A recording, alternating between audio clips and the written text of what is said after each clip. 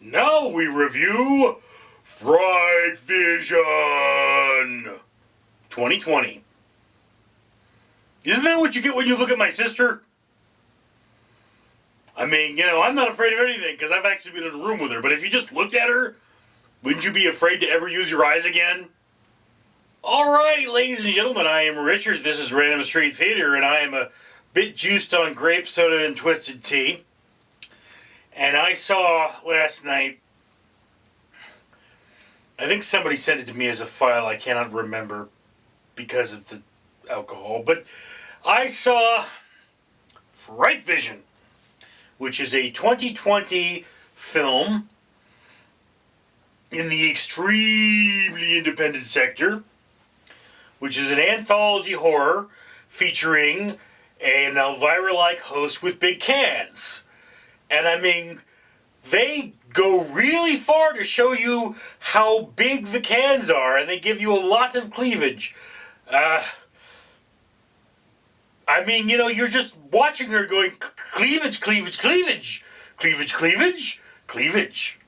And then you really don't see hear what she's saying. So, we men are easily distracted. Let me, of course, remind you that for every 1,000 subscribers I get, I do purchase one of these bracelets from 4Ocean. 4Ocean pulls a pot of trash out of the ocean every time I do this. So you can help me pull some trash out of the ocean by commenting, liking, and subscribing, sharing this with your friends, and telling them if they don't subscribe to me, they're bad people. Because if they don't subscribe to me, they're bad people. Because I'm cleaning the ocean at no cost to you. I mean, come on, bro. Let's save the world. It's a world. We kind of need that thing. There's no Planet 2. Maybe Mars. But I mean, who's going to be there? Elon Musk. And he's, God, terrible to be locked in a room with. Anyway, so look, anthology horror movies are really hard to go through because you've got a bunch of different stories and explaining them all is difficult. But the stories, well, there's a lot of stories about hot chicks, you never see anything,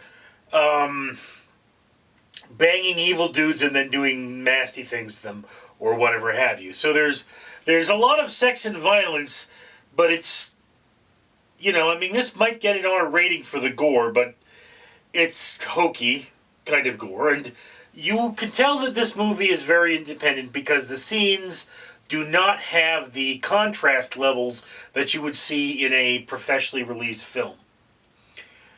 It is not, say, made-for-TV level. It is below that. This is a backyard film. So you need to go into this assuming you want to see a backyard film. And with the exception of the very last segment, you do not see a lot of truly good camera work. I mean, there's one particular segment, I'm not going to say which, where you can tell these are just regular people. Their reactions are terrible. It kind of feels like it's in there to fill space. There's a section in there where it's really would be cool if this were properly done and the special effects were better, because the special effects, kind of take you out of it. But what happens in this is, pretty cool. All right. And, again, there's a segment in here where it's like, if this were properly done, it would be so ridiculously creepy. So there's a lot of good writing in this film. And, I mean, it all comes together at the end. The last segment is the most professionally done.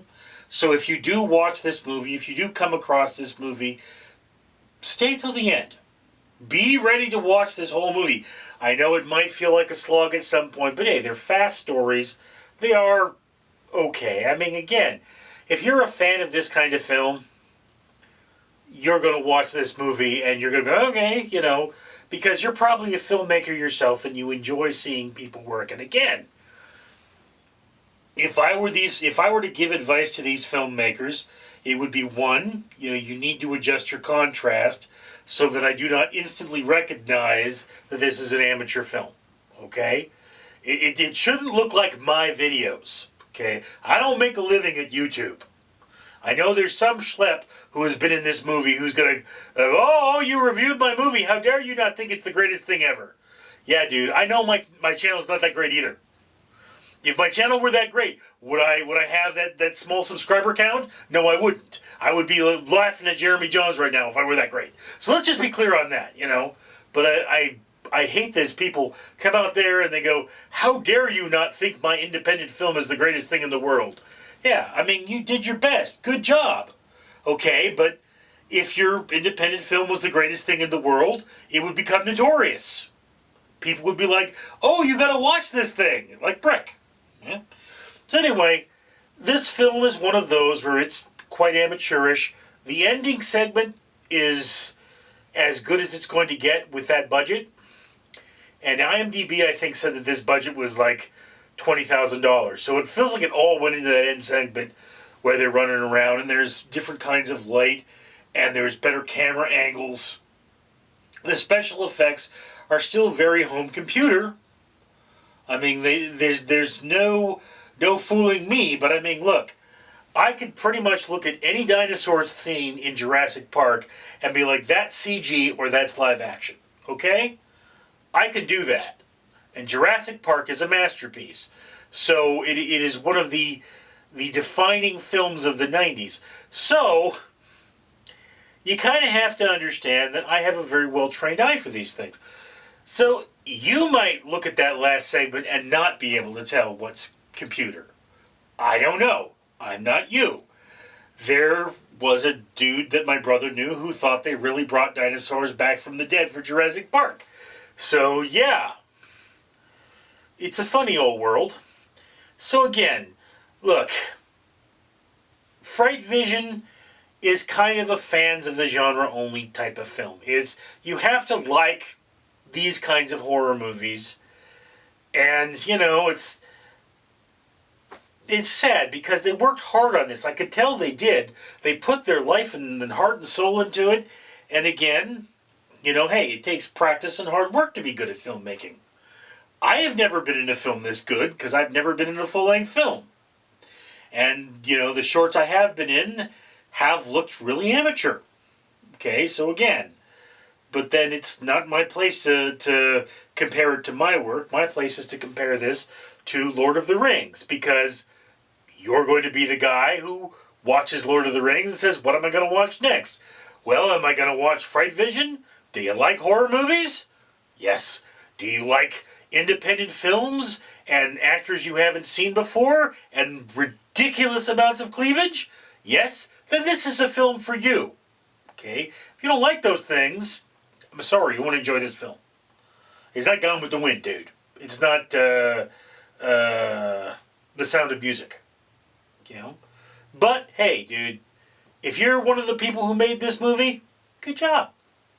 You know? You could have done a lot worse, and I'm sure you're going to do a lot better in the future. Anyway, just my opinion. Love to hear yours down in the comments below. I am Richard. Alright, humans. Randall the Rat here, and you can see I'm sporting some bling. I'm reminding you to comment, like, and subscribe so that Richard, the man that owns this channel, can buy this bling. And why would you do that? Because each one of these necklaces is from the Conqueror.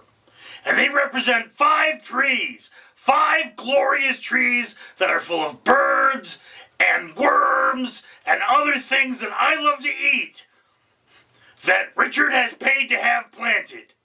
Yes, that's right. He walks, he buys these, they plant trees. So all you have to do is comment, like, and subscribe so Richard can afford to go places where he walks, where he can get medals like this and plant trees, and you could have a better, greener world. Isn't that worth it?